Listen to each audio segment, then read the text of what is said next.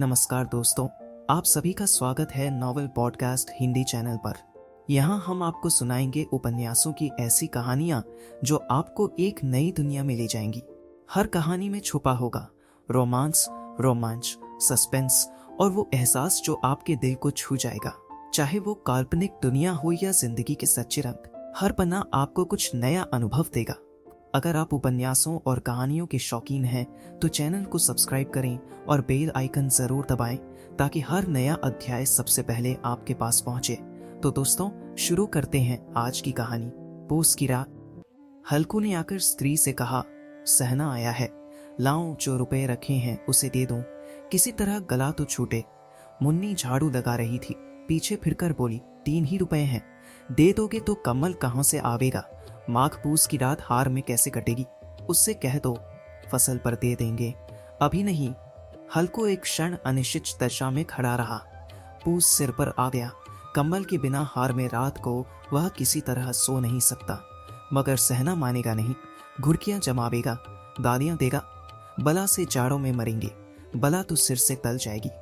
यह सोचता हुआ वह अपना भारी भरकम डील लिए हुए जो उसके नाम को झूठ सिद्ध करता था स्त्री के समीप आ गया और खुशामद करके बोला, दे दे, गला तो छूटे, कमल के लिए कोई दूसरा उपाय सोचूंगा।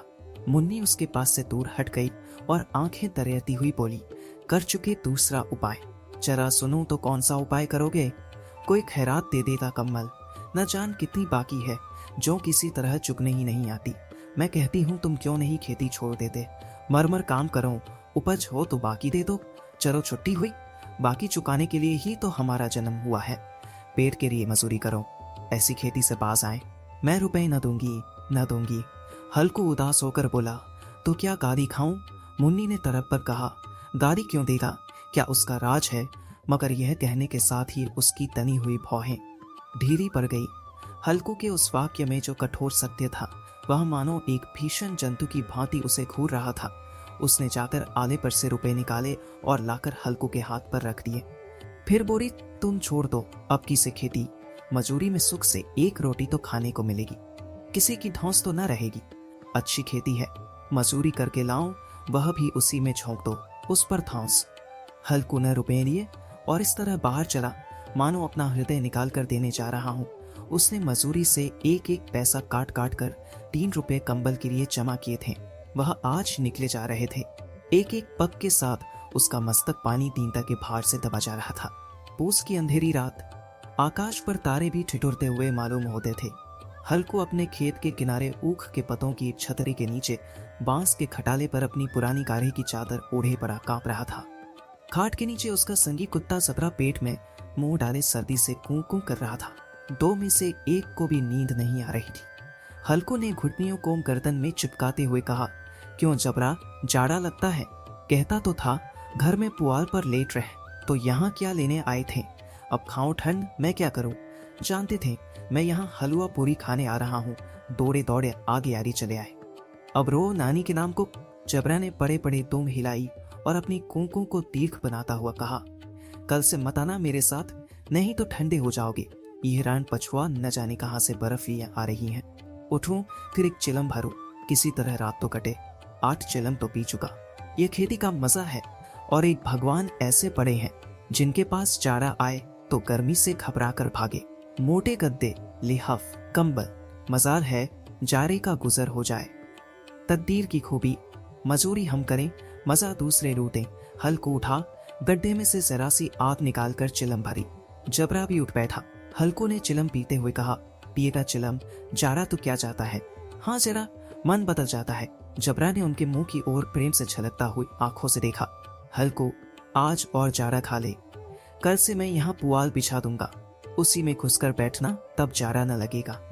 जबरा ने अपने पंजों उसकी घुटनियों पर रख दिए और उसके मुंह के पास अपना मुंह ले गया। हल्कू को उसकी गर्म सांस लगी। चिलम पीकर हल्कू फिर लेटा और निश्चय करके लेटा कि चाहे कुछ हो अब की सो जाऊंगा। पर एक ही क्षण में उसके हृदय में कंपन होने लगा। कभी इस करवट लेटता, कभी उस करवट, पर जारा किसी पिशाच की भांति उसकी छाती को दबाए हुए था। जब किसी तरह न रहा गया, उसने जबरा को धीरे से उठाया और उसके सिर को थपथपाकर उसे अपनी गोद में सुला लिया।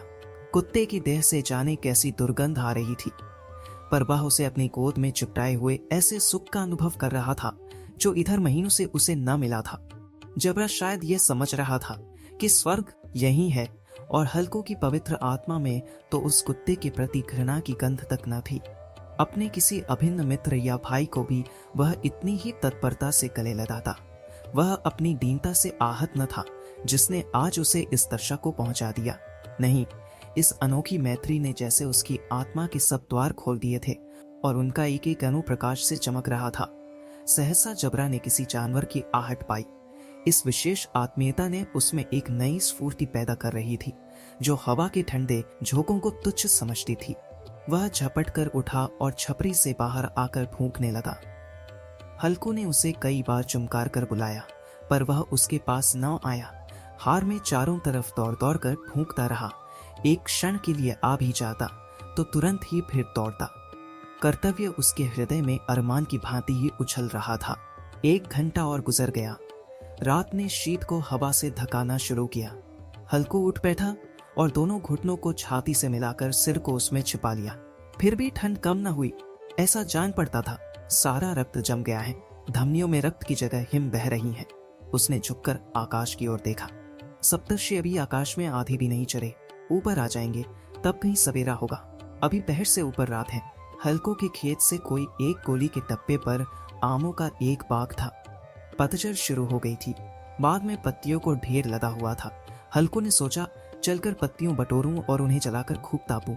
रात को कोई मुझे पत्तियों बटोरता देख तो समझे कोई भूत है, कौन जाने कोई जानवर ही छिपा बैठा हो। मगर अब तो बैठे नहीं रह जाता। उसने पास के अरहर के खेत में जाकर कई पौधे उखाड़ लिए और उनका एक झाड़ू बनाकर हाथ में सुलगता हुआ उपला लिए। बगीचे की तरफ चला। जबरा ने उसे आते देखा, पास आया और दुम हिलाने लगा। हल्कू ने कहा, अब तो नहीं रहा जाता जबरा, चलो बगीचे में पत्तियों बटोर कर तापे। टौटे हो जाएंगे तो फिर आकर सोएंगे, अभी तो बहुत रात है। जबरा ने कूं कूं करे सहमति प्रकट की और आगे बगीचे की ओर चला। बगीचे में खूब अंधेरा छाया हुआ था और अंधकार में निर्दय पवन पत्तियों को कुचलता हुआ चला जाता था।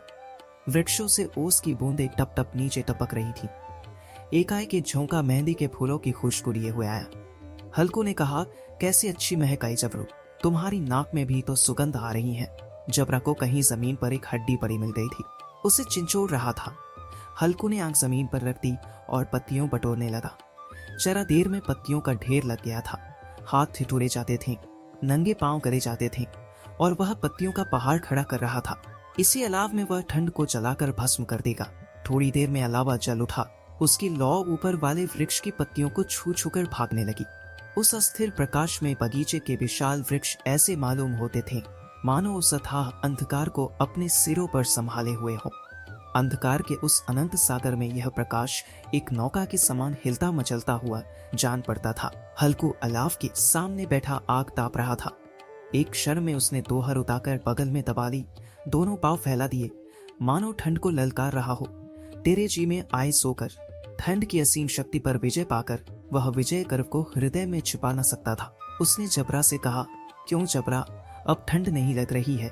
जबरा ने कुंकू करके मानो कहा, अब क्या ठंड लगती ही रहेगी, पहले से यह उपाय न सूझा? नहीं, इतनी ठंड क्यों खाते? जबरा ने पूंछ हिलाई। अच्छा आओ इस अलाव को कूद कर पार करें, देखें कौन निकल जाता है। अगर जल गए तो मैं तबाह न करूंगा। जबरा ने उस अग्नि राशि की ओर कातर नेत्रों से देखा। मुन्नी से कल न कह देना, नहीं लड़ाई करेगी।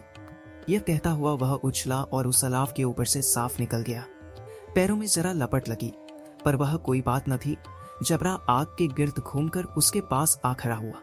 हल्कू ने कहा, चलो इसकी सही नहीं, ऊपर से कूद कर आओ। वह फिर कूदा और अलाव के इस पार आ गया। पत्तियां जल चुकी थीं। बगीचे में फिर अंधेरा छा गया था। राख के नीचे कुछ कुछ आग बाकी थी जो हवा का झोंका आ जाने पर जरा जाग उठती थी, पर एक क्षण में फिर आंखें बंद कर लेती थी। हल्कू ने फिर चादर ओढ़ ली और गर्म राख के पास बैठा हुआ एक गीत गुनगुनाने लगा। उसके बदन में गर्मी आ गई थी, पर ज्यों ज्यों शीत बढ़ती जाती थी उसे आलस्य दबाए लेता था। जबरा जोर से भूंक कर खेत की ओर भागा। हल्कू को ऐसा मालूम हुआ कि जानवरों का एक झुंड खेत में आया है। शायद नीलगायों का झुंड था। उनके कूदने दौड़ने की आवाजें साफ कान में आ रही थी। फिर ऐसा मालूम हुआ कि खेत में चल रही हैं। उनके चबाने की आवाज चरचर सुनाई देने लगी। उसने दिल में कहा, नहीं, जबरा के होते कोई जानवर खेत में नहीं आ सकता, नोच ही डाले। मुझे भ्रम हो रहा है। कहाँ? अब तो कुछ नहीं सुनाई देता। मुझे भी कैसा धोखा हुआ।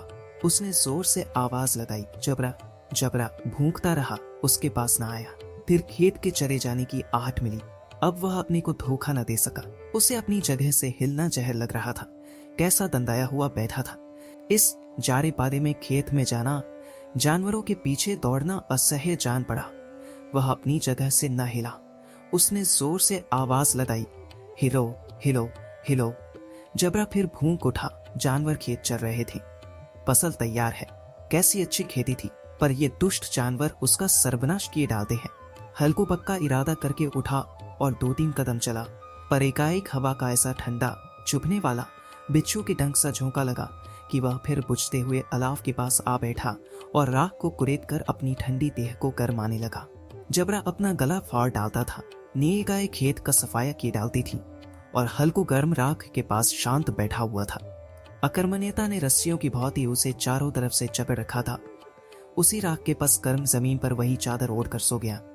सवेरे जब उसकी नींद खुली, तब चारों तरफ धूप फैली गई थी और मुन्नी कह रही थी, क्या आज सोते ही रहोगे? तुम यहाँ आकर रम गए। और उधर सारा खेत चौपट हो गया। हल्कू ने उठकर कहा, क्या तू खेत से होकर आ रही है? मुन्नी बोली, हाँ, सारे खेत का सत्यानाश हो गया। भला ऐसा भी कोई सोता है? तुम्हारे यहाँ मंदैया डालने से क्या हुआ? हल्कू ने बहाना किया, मैं मरते मरते बचा, तुझे अपने खेत की पड़ी है। पेट में ऐसा दर्द हुआ कि मैं नहीं जानता हूँ। दोनों फिर खेत के टोंट पर आईं। देखा सारा खेत रौदा पड़ा हुआ है और जबरा मनैया के नीचे चित लेटा है, मानो प्राण ही ना हो। दोनों खेत की दशा देख रहे थे। मुन्नी के मुख पर उदासी छाई थी, पर हल्कू प्रसन्न था। मुन्नी ने चिंतित होकर कहा, अब मजूरी करके मालगुजारी भरनी पड़ेगी। हल्कू ने प्रसन्न मुख से कहा, रात को ठंड में यहाँ सोना तो न पड़ेगा। तो दोस्तों, यही थी आज की कहानी। उम्मीद है कि यह आपको पसंद आया होगा और इसने आपके दिल को छुआ होगा। अपने विचार और प्रतिक्रिया कमेंट्स में जरूर साझा करें। आपकी बातें हमें प्रेरित करती हैं और बेहतर बनने का मौका देती हैं। फिर मिलेंगे एक और दिलचस्प कहानी के साथ। तब तक के लिए अपना ख्याल रखें और कहानियों की इस खूबसूरत दुनिया में खोए रहें। धन्यवाद और जय हिंद।